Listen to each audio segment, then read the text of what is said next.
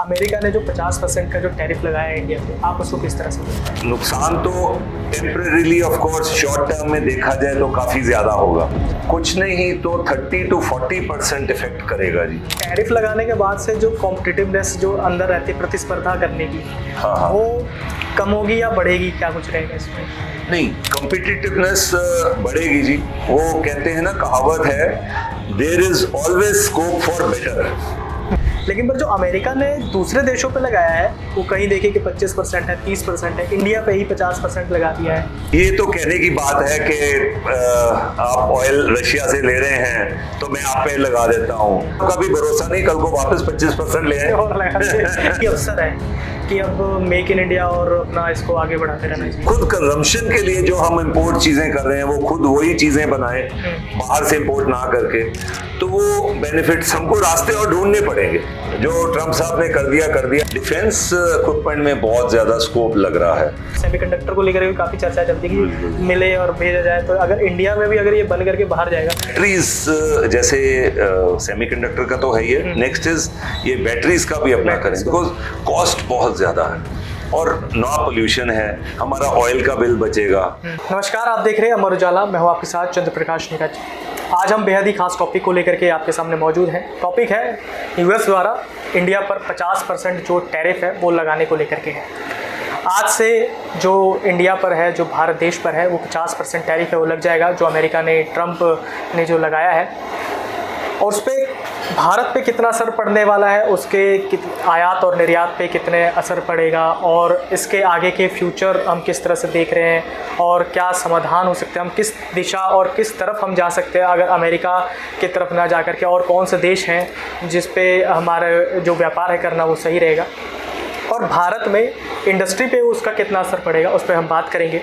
हमारे साथ में बात करने के लिए जो चेंबर ऑफ चंडीगढ़ इंडस्ट्रीज़ के वाइस प्रेसिडेंट नवीन मंगलानी जी हमारे साथ में हैं, उनसे हम बात करेंगे और जानेंगे कि क्या कुछ जो टैरिफ का वो असर है वो रहने वाला है। सर, सबसे पहले तो आपका बहुत बहुत स्वागत है। Thank you so much Chandra जी।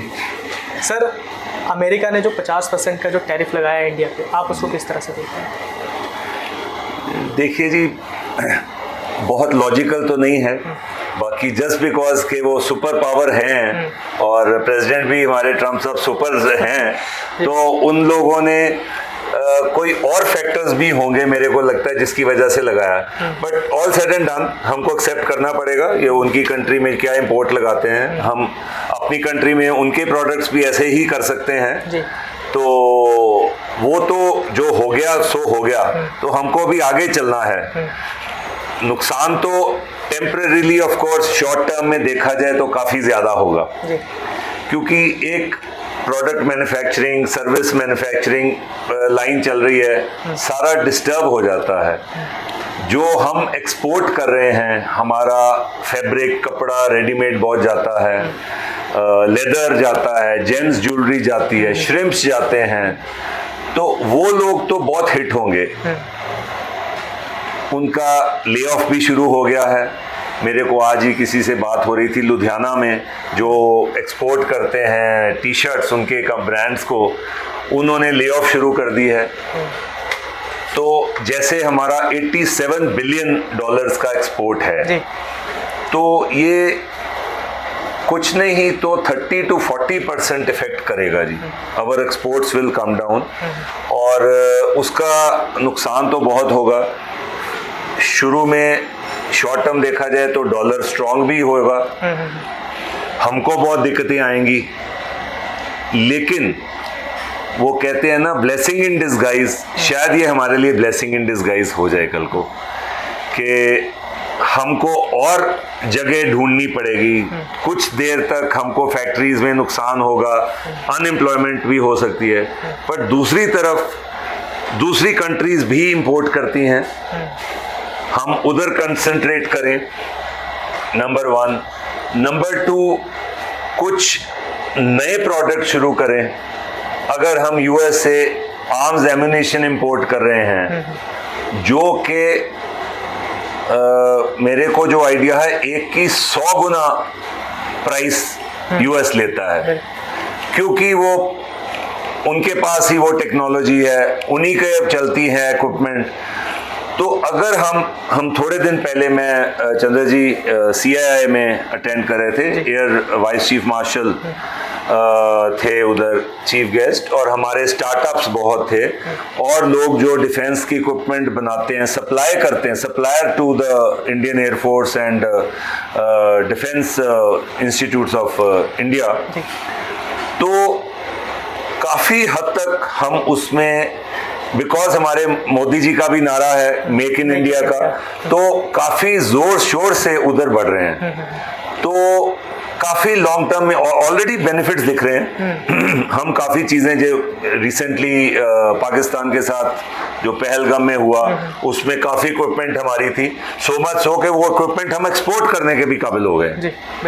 तो वो बहुत है, मतलब 100 गुना हम प्राइस बाहर पे कर रहे हैं, हमारा फॉरेन एक्सचेंज की बचत होगी, प्लस हम अपना खुद इंडिपेंडेंट हो जाएंगे, इसके लिए आत्म निर्भर रहेंगे हम। तो ये चीज़ें लॉन्ग टर्म में बहुत बेनिफिट देंगी। एक हमारा जो पहले किसी टाइम पे हम लायबिलिटी मांगते थे, हमारा पॉपुलेशन बहुत ज़्यादा है जी, 140 करोड़ हो गए हैं। अगर पॉजिटिव तरीके से देखें, आई डोंट मीन टू से कि हमारी पॉपुलेशन और बढ़नी चाहिए यही रफ्तार पे, क्योंकि वो ठीक है, बट जो पॉपुलेशन है वो एसेट के तौर पे देखें कि कंज्यूमर हमारे कितने ज़्यादा हैं। तो खुद कंजम्पशन के लिए जो हम इंपोर्ट चीज़ें कर रहे हैं, वो खुद वही चीज़ें बनाएं बाहर से इंपोर्ट ना करके, तो वो बेनिफिट्स हमको रास्ते और ढूंढने पड़ेंगे। जो ट्रंप साहब ने कर दिया, US ने कर दिया, बट कोई ना कोई मे बी 6 महीने लगे, साल लगे, 2 साल लगे, शॉर्ट टर्म में शायद हमारा GDP कम आएगा, कहते 1% तक कम हो सकता है, 0.7% to 1%, जो काफ़ी ज़्यादा है। अगर 6.8 हम गिनते हैं या 7 गिनते हैं तो 1% कम आ सकता है, 6 रह सकता है एक आधे साल के लिए।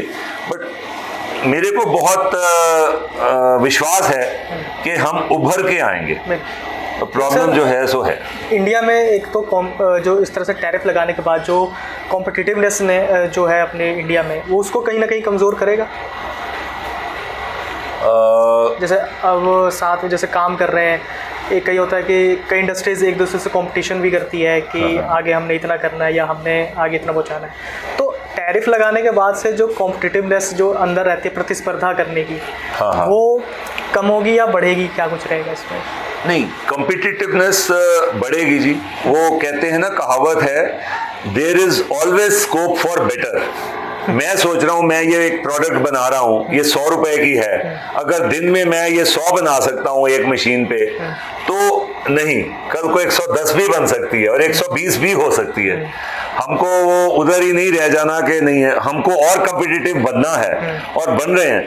काफ़ी लोग, जैसे कोई स्लैब्स 50% है या 25% है, तो लोग compete करके अब्जॉर्ब कर रहे हैं। कुछ जैसे US ने 5% अब्जॉर्ब कर लिया उनके कस्टमर ने, कि चलो 5% हम अब्जॉर्ब करते हैं, 20% आप करो। तो 20% अब्जॉर्ब कर रहे हैं, मीन्स वो कॉम्पिटिटिव हो रहे हैं। सो कोई ना कोई रास्ता निकाल रहे हैं, टेक्नोलॉजी अपग्रेडेशन हो रही है, यहाँ नए रास्ते बना रहे हैं, कुछ ना कुछ वो कॉम्पिटिटिवनेस में हमको हेल्प करेगा। वो मजबूरी में, मतलब नेसेसिटी वो कहते हैं ना, is the mother of invention. तो वो चीज़ें पॉसिबल होंगी सारी। सर, अब जो हम तो US ने तो 50% टैरिफ लगा दिया, और कौन से देश हो सकते हैं कि जिस पे हमारा निर्भर हो सकता है कि ये, एक तो रशिया तो है ही है, रशिया से तो हम व्यापार कर रहे हैं, जिसके रशिया से व्यापार करने के बाद ही 25% का अतिरिक्त या पनिशमेंट के तौर पे ट्रंप ने लगा दिया हमारे पे। तो अब हम चाइना की तरफ देख रहे हैं, कई और देश हैं जो इस तरह से हम वापस आ रहे हैं, क्योंकि चाइना के साथ हमारे जो रिश्ते थे वो ठीक नहीं थे। अब धीरे धीरे करके हम चाइना की तरफ जा रहे हैं। लेकिन पर जो अमेरिका ने दूसरे देशों पे लगाया है, वो कहीं देखिए कि 25% है, 30% है, इंडिया पे ही 50% लगा दिया है। तो अब जो हमारा जो जाने का या तो बिज़नेस करने का रहेगा या व्यापार करने का रहेगा, वो इन देशों पे रहेगा। तो किस तरह से रहेगा, मतलब अगर चाइना के साथ भी रहेगा तो? जी, बहुत अच्छा सवाल चंद्र जी है, जो हमारे भी मन में आता है, एंड जो मैं विजुलाइज कर रहा हूँ और थोड़ा बहुत एक्सपीरियंस से देख रहे हैं ये तो कहने की बात है कि आप ऑयल रशिया से ले रहे हैं तो मैं आप पे लगा देता हूँ, तो ऑयल तो रशिया से और भी कंट्रीज ले रही हैं, उन पे तो जरूरी नहीं है कि 50% थोपा हो। चाइना ने तो सबसे ज्यादा बिल्कुल बिल्कुल, तब भी 30% हाँ। कराएगा। तो चाइना से रिलेशन हमारे जैसे भी थे, बाउंड्रीज की वजह से या मे बी पाकिस्तान की थोड़ी क्लोजनेस, उनका झुकाव उधर था, उसकी तरह थे। पर अल्टीमेटली देखो जी, नेशन फर्स्ट, हर एक जना, हम भी एज अ इंडियन हम अपने कंट्री का सबसे पहले इंटरेस्ट देखेंगे। चाइना भी अपना इंटरेस्ट अगर देखेगा कि अगर व्यापार करके मेरे को इंडिया से फायदा है, क्योंकि वो दोनों कंट्रीज की एक कॉमन चीज है कि पॉपुलेशन बहुत है, कंजम्पशन बहुत है दोनों कंट्रीज की। तो जो जो चीजें उधर बनती हैं हमारे इधर ऑलरेडी चाइना की बहुत आती हैं, और हम ऐसे अवसर ढूंढे जो चाइना में हमारी चल सकती हैं। ये नहीं कि हर चीज ही चाइना में सस्ती बन सकती है, कई चीजों में हम मच बेटर हैं, तो वो चीजें हम दे सकते हैं। और ये क्लोजनेस आ रही है चाइना और इंडिया, ब्राजील, क्योंकि ब्राजील की तरफ भी बहुत अच्छा नहीं वो कर रहे हैं यूएस वाले। ब्रिक्स को तरफ भी देखा जा रहा है कि हाँ, ब्रिक्स, हम विद इन ब्रिक्स कंट्रीज काफी अवसर ढूंढ सकते हैं, और वो सारा कंपेंसेट हो सकता है, लेकिन हर चीज को टाइम लगता है जी। जैसे मैं उस दिन किसी से बात कर रहा था, बद्दी में एक्सपोर्ट करते हैं ऑटोमोबाइल पार्ट्स टू यूएस, तो मैंने बोला आप पे क्या बहुत ज़्यादा ड्यूटी आ गई है? कहते जी ये ओवरनाइट, क्योंकि वो कस्टमाइज चीज़ बनाते हैं। फॉर एग्जांपल फोर्ड की कंपोनेंट है या कोई और कंपनी वहाँ जो बनती है, कंपोनेंट्स देते हैं या स्पेयर्स में देते हैं ऑटोमोबाइल पार्ट्स, तो एकदम ओवरनाइट, क्योंकि कस्टमाइज चीज़ है, वो उसकी डाई मोल्ड बने, डेवलप करने में कंपोनेंट कोई और कंट्री से और सोर्स से अगर यूएस ढूंढे तो उनको 4 से 6 महीने लग जाएंगे। ये क्योंकि वो स्पेसिफिक प्रोडक्ट था उनका। तो कहते मेरे को तो कोई ऐसी टेंशन नहीं है, तब तक मैं साथ साथ ढूंढूंगा, मेरा तो फैक्ट्री वैसे ही चल रही है। आने वाले 4 महीने में मेरे को, और यूएस वालों ने, कस्टमर्स ने उनको बोला है कि आप भेजिए, शेड्यूल्स कम नहीं करने, सप्लाईज कम नहीं करनी, क्योंकि हमारी आगे सप्लाई चेन रुक जाएगी, और उनसे डेवलप नहीं होगा। तो वो 50% एब्जॉर्ब कर रहे हैं। 50 नहीं तो एटलीस्ट 40-45 एब्जॉर्ब करें। इनको सिर्फ कॉस्ट कटिंग 5 to 10% की चैलेंज है, जो वो भी करेंगे। तो ऐसे एग्जांपल्स भी हैं। तो तब तक इनको नुकसान नहीं होगा, शॉर्ट टर्म में वो नुकसान नहीं होगा, तो लॉन्ग टर्म में वो दूसरे रास्ते भी ढूंढेंगे कि कल को यूएस का कोई भरोसा नहीं, और मे भी ट्रम्प साहब का भी भरोसा नहीं, कल को वापस 25% ले आए उनको लगे कि ये यार हिंदुस्तान अपना यूएस में तो बन नहीं सकती आइटम, और कहीं और से नहीं प्रोक्योर हो, तो फिर वो ऐसे पलटी मार सकते हैं। सो हमको बड़ा कॉन्शियसली चलना पड़ेगा एज अ कंट्री इंडिया को, कि आत्मनिर्भर रहें, अपने देखें रास्ते, ये कंट्री नहीं तो दूसरी, दूसरी नहीं तो अपने with in India import substitution करें हम। तो अब सर जैसे इंपोर्ट अब वो लग गया, टैरिफ लग गया है, तो हम अपने भारत में कितना देखने को मिल सकते हैं, या मेक इन इंडिया या जो अपना आत्मनिर्भर भारत पे हम कितने आगे बढ़ सकते हैं, कितना हमको अब इस पर कर लेना चाहिए कि यही अवसर है कि अब मेक इन इंडिया और अपना इसको आगे बढ़ाते रहना चाहिए, और सरकार की भी कितनी मदद मिल सकती है इसमें? हाँ चंद्र जी, वही जैसे मैंने बताया कि आत्मनिर्भर होके अभी रास्ते ढूंढने पड़ेंगे, और सरकार भी मदद, एमएसएमईज में काफ़ी पॉलिसीज़ हैं, कोई मशीनरी अपग्रेडेशन में है, कोई इंपोर्ट मशीनरी करें, कोई ऐसी टेक्नोलॉजी करें तो उस पर कोई ड्यूटी ना लगाए, रादर थोड़ी अगर सब्सिडाइज कर रही है तो और भी अच्छा है। सर अभी जैसे आपके चेंबर में काफ़ी सारे एमएसएमई भी जो इंडस्ट्रीज़ के जो साथी जुड़े होंगे जी, तो आपने मेक इन इंडिया को लेकर के जो अपना जो चल रहा है अभी, कुछ एक उदाहरण के तौर पर आप कह सकते हैं कि सरकार की तरफ से मदद मिली और एक उभर करके निकल के आया हो, या कुछ अगर नहीं भी है, मतलब जो चल रहा हो उसको भी काफ़ी मदद मिली हो उससे? जी जी, हुए हैं जी, ऐसे इंस्टेंसेस हैं, क्योंकि मेक इन इंडिया में हमारे इधर मेंबर्स कुछ एक हैं जो डिफेंस इक्विपमेंट बनाते हैं, एयरफोर्स के लिए बनाते हैं, तो एग्जीबिशंस करवा रही है सरकार। एमएसएमई मिनिस्ट्री की तरफ से एक रैंप आया है जो ENY को कॉन्ट्रैक्ट दिया है चंडीगढ़ एडमिनिस्ट्रेशन ने, कि वो काफ़ी खर्चा उनको दिया है, बजट है कि आप ये खर्चिए और इन चीज़ों पे ही खर्चिए कि अपग्रेडेशन करें और क्या बना सकते हैं। सरकार का जैसे हमारे मेक इन इंडिया का है लोगो, तो उसमें क्या क्या कर सकते हैं, तो वो चीज़ें कर रहे हैं। अभी जैसे मैंने के बताया अभी कि एयरफोर्स की कंपोनेंट्स ऑलरेडी थोड़ी शुरू हुई हैं, अभी और थ्रस्ट से शुरू हुई हैं, क्योंकि सरकार और हमारी एसोसिएशंस मिल के काम कर रही हैं। एक agency EY Ernst and Young consultants रख दिए हैं, तो जो जो हमको दिक्कतें आएंगी वो उनको बताएंगे, कुछ वो हेल्प कर सकते हैं, उनके माध्यम से सरकार का ही बजट है तो कुछ ना कुछ होगा। और मेरे को डिफेंस इक्विपमेंट में बहुत ज़्यादा स्कोप लग रहा है, क्योंकि सर अब जैसे चाइना होगी या अदर कंट्रीज होगी, साउथ कोरिया वगैरह हो गई, जापान हो गई, इन सब का रहता है कि ज़्यादातर ये टेक्नोलॉजी पे ज़्यादा अपग्रेड करते हैं। इनोवेशंस हो गया या इन्वेशन हो गया, टेक्नोलॉजी को लेकर हम देखने को काफ़ी मिलता है कि इन्होंने ये अचीव कर लिया या कुछ कर लिया, साइंस में इन्होंने काफ़ी कुछ कर लिया है। तो अपने यहाँ पे भी कितना अब इस पे सरकार को और फोकस करना चाहिए, क्योंकि अब धीरे धीरे आने वाला समय भी जैसे टेक्नोलॉजीज और AI का ही ज़माना है, तो इंडस्ट्री भी एक इसमें काफ़ी हेल्पफुल हो सकती है इसमें इंडिया के लिए। इसमें बिल्कुल ठीक है, सरकार का बहुत योगदान चाहिए जी। हमारी स्पेंडिंग और R&D काफ़ी कम है, रिसर्च एंड डेवलपमेंट काफ़ी कम है, तो उस पे क्योंकि वो कैपिटल कॉस्ट है रिसर्च डेवलपमेंट में। मैं अपनी फैक्ट्री में या कोई बड़े स्केल की फैक्ट्री में भी R&D इतना नहीं कर सकता, उसको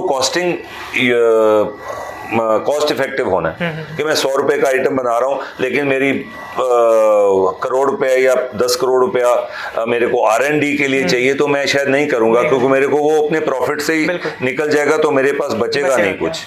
तो वो सरकार को R&D में और टेक्नोलॉजी अपग्रेडेशन में स्टेप इन करना पड़ेगा। या सर कहें जैसे कि डिफेंस के लिए जैसे बजट आता है इनका जी, तो ऐसे ही R&D के लिए भी साथ के साथ में इनको काफ़ी बजट साथ में रखना पड़ेगा, ताकि इंडस्ट्रीज को प्रोवाइड करवा सके, तो ताकि टेक्नोलॉजी में भी आगे बढ़ सके। कि ये अपग्रेड एक नई इनोवेशन हम भी कर सके, हम भी बता सके कि जो चाइना में और जो बाकी अदर कंट्रीज में हो रहा है, इंडिया भी वो चीज़ डेवलप कर सकती है। बिल्कुल कोई ऐसे मतलब पब्लिक प्राइवेट पार्टनरशिप में कोई व्हीकल बना दें या कोई ऐसी कमेटी बन जाए, या जैसे इन्होंने प्राइवेट एजेंसी को दिया है, बड़े काबिल हैं EY वाले ऐसे कंसल्टेंट्स, सो दैट तालमेल बने। जैसे मेरे को स्किल डेवलपमेंट क्या चाहिए अपने अंदर, वो भी मेरे को फीडबैक वहाँ से आएगा। आज इंजीनियरिंग स्टूडेंट निकलता है लेकिन वो फिट नहीं है वो फैक्ट्री में के लिए, तो स्किल और एजुकेशन का क्या चाहिए, वो एजुकेशन में, एकेडमी में, यूनिवर्सिटी में ही वो चीज़ें बताई करवाने शुरू की जाए। थोड़े स्टेप्स हैं, लेकिन और बहुत कुछ कर सकती है। तो सरकार का काम है, government has no business to be in business, उनको कैपिटल ऐसे कॉस्ट या एज ए सपोर्ट सिस्टम उनको स्टेप इन करना पड़ेगा जोर से। गवर्नमेंट को एक्चुअली रहता ही है कि मतलब कि इस तरह से अगर आपको इनोवेशन में आगे बढ़ते रहना चाहिए, तो एक थोड़ा सा इन्वेस्टमेंट जो है, या कहें तो स्किल जो बच्चों में आजकल जैसे यूनिवर्सिटी या कॉलेज में भी है, एक तरह से R&D का एक शुरुआती जो एक होता है कि उसी में करवाए। क्योंकि हम देखते हैं कि जो अदर कंट्रीज़ है उसमें स्कूल टाइम्स में ही या कॉलेज यूनिवर्सिटी में देखा जाता है काफ़ी रिसर्च एंड डेवलपमेंट के लिए एक अलग से लैब बनाया गया है, अलग से फंड दिए जा रहे हैं, तभी वो आगे जा करके इस तरह से आ रहा है। तो कहीं ना कहीं भारत को भी इस तरह से अपना एक बना करके करना पड़ेगा ताकि और डेवलप कर सके। सर अभी जैसे कह रहे हैं कि यहाँ पे जैसे सेमीकंडक्टर को लेकर के भी जैसे मोहाली में भी शुरू किया गया है कि आगे भेजा जाए, क्योंकि सेमीकंडक्टर को लेकर भी काफ़ी चर्चा चलती है कि मिले और भेजा जाए। तो अगर इंडिया में भी अगर ये बन करके बाहर जाएगा तो कितना फ़ायदा होने वाला, और कितना हम देख रहे हैं कि इसका फ़ायदा भारत को होगा आगे आने वाले समय में? बिल्कुल होगा जी, मैं आपको एग्जैक्ट टर्म्स रियल टर्म्स में नहीं बता पाऊंगा, क्योंकि फिर भी जितना आपको समझ में, बिकॉज वो जब भी शॉर्टेज थी चिप्स की, तो हमारी प्रोडक्शन ऑटोमोबाइल की बड़ी इफेक्ट हुई थी, सेल इफेक्ट हुई, तो वही ना कोई मजबूरी ऐसी आई, तो फिर ज्यादा ऊपर प्रेशर होता है तो कि अपना खुद का डेवलप करें, तो ये डेवलप हो जाए। आने वाला टाइम जैसे इलेक्ट्रिक व्हीकल्स का है, अभी वो बैटरीज और वो लिथियम जो है हमारे पास वो शॉर्टेज में है, बैटरी सारी इंपोर्ट करते हैं, उसका रॉ मटेरियल हमारे है कई जगह J&K में भी है, तो इधर उसमें भी बहुत ज़रूरत है। तो बैटरीज जैसे सेमीकंडक्टर का तो है ही है, नेक्स्ट इज ये बैटरीज का भी अपना करें, बिकॉज कॉस्ट बहुत ज़्यादा है। और नॉन पोल्यूशन है, हमारा ऑयल का बिल बचेगा और ज़्यादा स्मूथ चलेंगी, पोल्यूशन नहीं होगा और ऑयल का बिल, इंपोर्ट बिल बचेगा। तो इसके लिए अभी कई कंट्रीज़ में तो 60, 70, 80% इलेक्ट्रिक व्हीकल्स चल रहे हैं। हमारे में तो बहुत पोटेंशियल है, अभी तो 1-2% भी नहीं होंगे मेरे हिसाब से। तो अगर इसमें भी अगर करे सरकार कुछ और ज़्यादा इंटरेस्ट लेके, तो सिमिलरली लाइक सेमीकंडक्टर वाले चिप्स हैं, तो इसमें भी करना चाहिए। मतलब धीरे धीरे करके जो फोकस है वो इलेक्ट्रिक व्हीकल्स का हो गया, या इलेक्ट्रिक बसेस जैसे हम देख रहे हैं कि आने समय में हो गई, या 2 व्हीलर्स हो गई, या ई रिक्शा वगैरह जो हम देख रहे हैं कि कहीं पे पहले होता था कि धुएं में जब गाड़ियाँ चल रही हैं वो अब इलेक्ट्रिक में बदल गई है, और काफ़ी कुछ इससे मदद हुई है। पॉल्यूशन से भी काफ़ी हद तक मदद मिल जाती है कि अब इलेक्ट्रिक पे अब हम चल रहे हैं, तो काफ़ी ज़्यादा एनर्जी भी है जो बच रही है। और हमने नवीन मंगलानी जी से जाना कि जो यूएस का टैरिफ का है वो अभी के लिए तो काफ़ी हमको लग रहा है कि नुकसान देगा, लेकिन पर आने वाले समय में इसके कई और जगह हम अपने नए अवसर तलाश सकते हैं, उस जगह पे हम जा सकते हैं, नई चीज़ें, या आत्मनिर्भर भारत जैसे भारत सरकार का जो अपना चल रहा है उस पर हम फोकस कर सकते हैं। और एक देखते रहिए अमर उजाला, तब तक के लिए नमस्कार। अगर आप ये वीडियो YouTube पर देख रहे हैं तो हमारे चैनल को सब्सक्राइब करें और बेल आइकन को दबाना ना भूलें। अगर आप Facebook पर ये वीडियो देख रहे हैं तो हमारे पेज को लाइक करें।